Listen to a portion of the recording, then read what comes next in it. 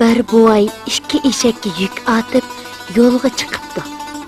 Bir eşekning yuki og'irroq, yana bir eşekning yuki yengilroq ekan. Eşekning biri yana biridan yordam so'rabdi. Aka, men faqat bo'lamadim.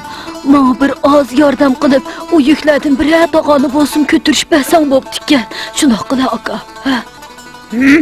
Bunda qilsak bo'lmasmikin? Bu yüklerden Mehmet hayatıyla qutulgan tursam. Aka, sen bu yolganda yetib olmagan bo'lsang, xo'jayinimizmi bunchalar ko'p tog'arni meni ustimga otib qo'ymagan bo'ladi. Ha, mumkin bo'lsa. Mumkin emas. Nimandaq to'g'ri gap qilasan? Bu yüklerini sana men ortib qo'ydimmi? Sen berib xo'jayinimizga da. Qandoq degan gap bu? Men ketdim.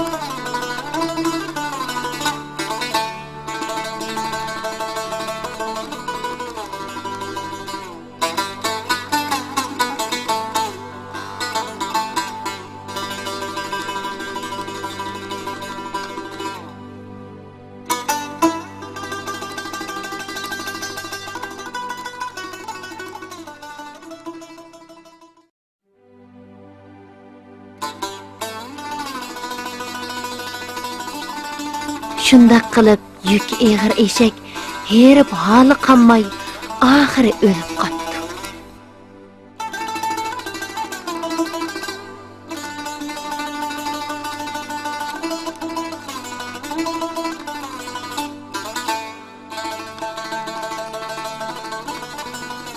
Ey bichar ishigen, o'libsan de. Endi bu yukni mavi eshak otmoqdan boshqa amal qolmadi.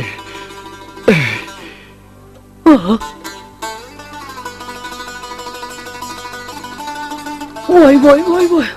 Nimandaq ig'ir yuklar bu? Yuklarni inim bilan tan ko'targan bo'lsam, bu halg'am tushib qolmas edim. Xo'p bo'ldi.